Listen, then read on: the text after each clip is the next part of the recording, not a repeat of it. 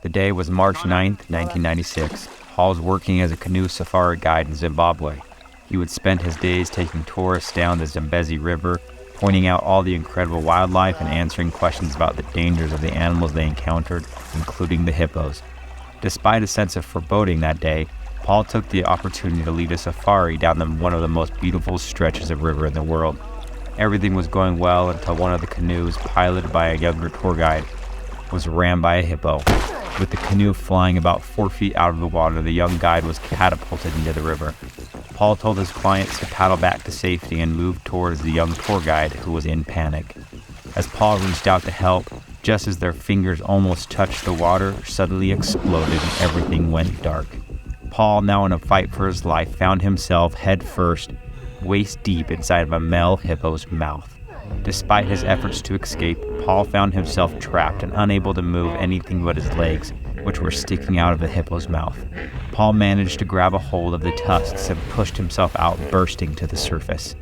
He comes to the surface of the water face to face with the younger guide he was trying to save and says, "We gotta really get out of here." He starts swimming to safety, but the younger guide was paralyzed with fear. Paul turned back around to help, moving in to grab his hand just as he got hit from below. Once again, Paul found himself waist down in the hippo's throat. The hippo started to thrash him around. He finally spat him out and he started swimming, making pretty good progress, so he thought. But then, just as he felt like he could get to safety, he sees the giant hippo charging towards him with his mouth wide open. The hippo scored a direct hit and chomped down across his torso. This time his head, neck, and shoulders were outside one side of the hippo's mouth and his legs out the other side.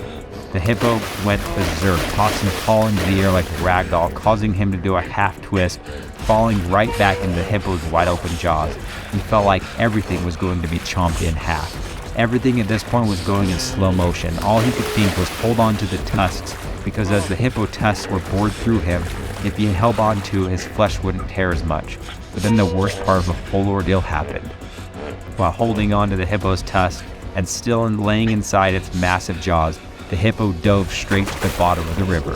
Paul, not knowing if he was going to bleed to death or drown, looked up and could see the green and blue sunlight water surface and a trail of his blood mingling in the water.